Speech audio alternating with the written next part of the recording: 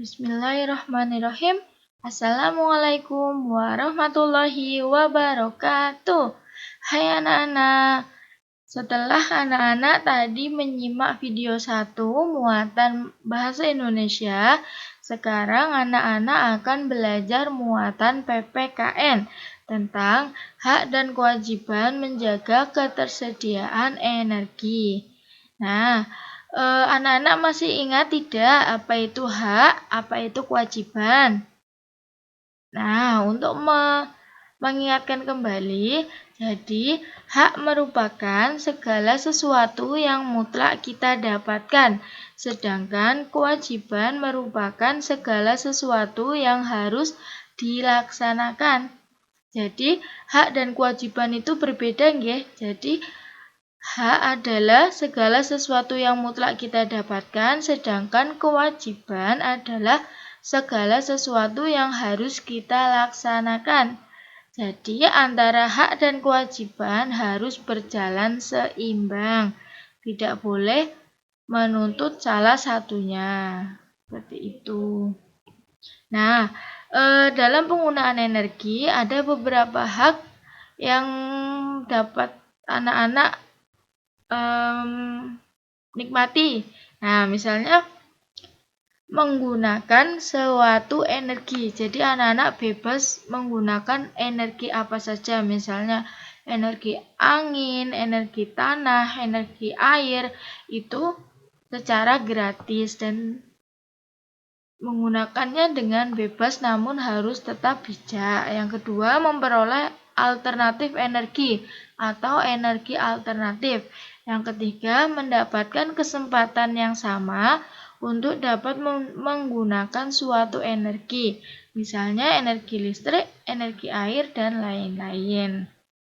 Nah, yang selanjutnya setelah tadi belajar tentang hak apa saja, yang selanjutnya adalah kewajiban dalam menjaga ketersediaan energi.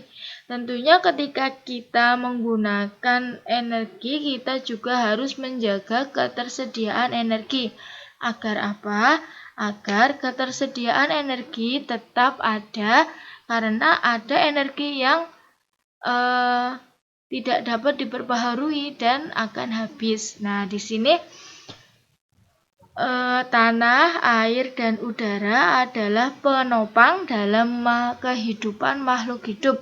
Ketiga aspek tersebut, aspek tanah, air, dan udara ini sangat melimpah ketersediaannya di bumi dan dapat kita ambil manfaatnya. Akan tetapi, kita harus memanfaatkannya dengan bijak atau dengan baik. Kita wajib menjaga dan merawat sumber energi tersebut agar tidak tercemar. Nah, di sini ada beberapa cara untuk menjaga kelestarian tanah. Yang pertama, menggunakan pupuk kimia secara bijaksana.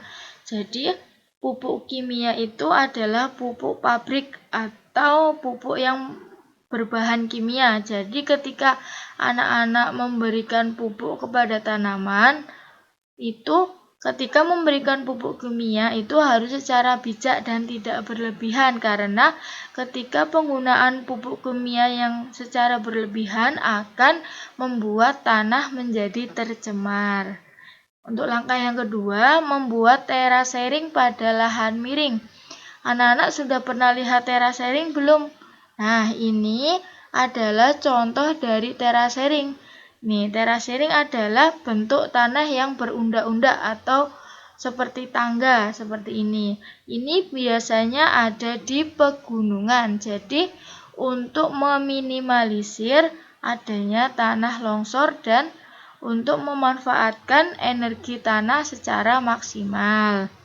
Untuk langkah yang ketiga adalah penghijauan di lahan-lahan yang gersang.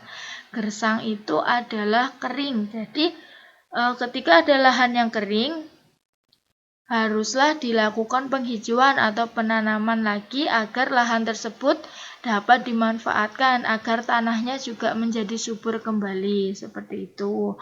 Nah, untuk cara yang terakhir, membuang sampah pada tempatnya. Nah, tentu untuk cara yang cara yang keempat ini harus anak-anak laksanakan di lingkungan anak-anak masing-masing, di lingkungan rumah anak-anak masing-masing.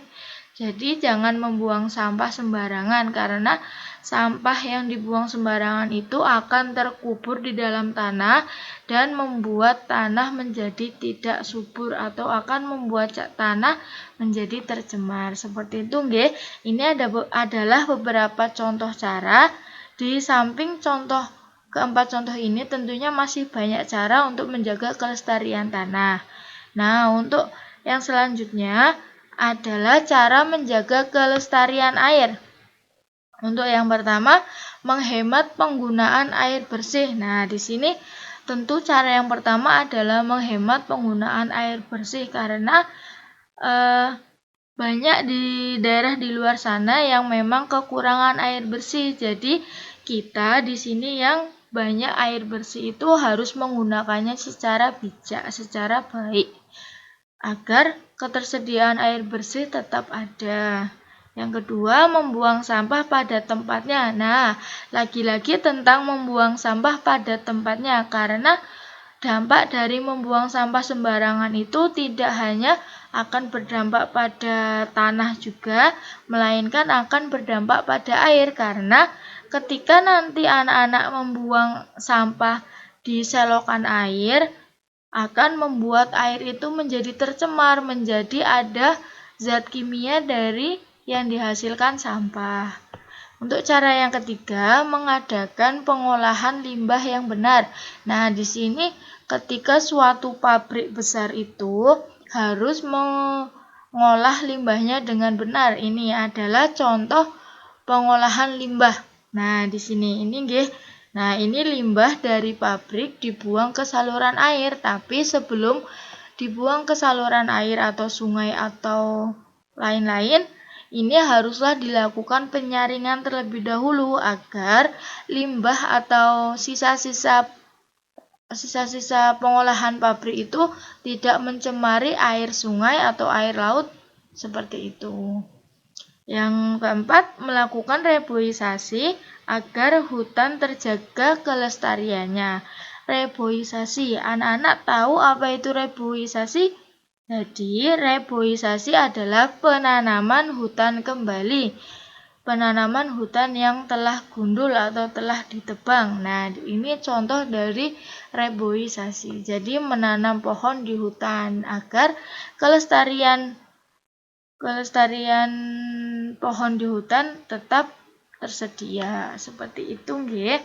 Nah, untuk yang terakhir adalah cara menjaga kelestarian udara. Udara sangat penting bagi kehidupan manusia, karena kita bernafas itu menghirup udara. Jadi, kondisi udara yang tetap sehat, tetap bersih harus selalu kita jaga. Caranya yang pertama, membangun cerobong asap yang tinggi. Nah, ini adalah contoh pabrik yang sudah menerapkan cara menjaga kelestarian udara yang baik, karena di sini sudah membuat cerobong asap yang baik atau yang tinggi. Ketika pabrik ini membuat cerobong asap yang pendek, maka asap pabrik ini akan mencemari lingkungan, dan udara yang tercemar tadi akan membuat paru-paru kita menjadi tidak sehat. Seperti itu. Untuk cara yang kedua, tidak menebang pohon sembarangan. Nah, ini adalah contoh penebangan pohon yang secara besar-besaran atau sembarangan. Jadi ketika pohon itu ditebang, karena pohon itu melakukan fotosintesis, seperti di pembelajaran sebelumnya nggih, anak-anak sudah belajar tentang fotosintesis bahwa tumbuhan itu menghasilkan oksigen. Oksigen itu digunakan oleh manusia atau makhluk hidup untuk bernafas. Jadi ketika banyak pohon yang ditebang, maka oksigen di udara akan berkurang, sehingga paru-paru juga akan tidak sehat. Seperti itu. Untuk cara yang ketiga, membatasi penggunaan kendaraan bermotor untuk mengurangi konsumsi bahan bakar minyak. Nah, jadi ketika berpergian ke tempat yang jauh, lebih baik menggunakan kendaraan umum karena untuk mengurangi konsumsi bahan bakar minyak atau BBM seperti misalnya Pertamax, Pertalite, bensin dan lain-lain seperti itu. Nah, untuk cara yang terakhir, membuat taman kota. Jadi, taman kota ini berfungsi untuk menjaga udara di kota itu tetap bersih karena nanti udara yang kotor akan disaring oleh tumbuhan yang ada di taman kota agar menjadi bersih kembali. Jadi pembuatan taman kota ini juga penting untuk menjaga kelestarian udara yang ada di kota. Seperti itu nggih.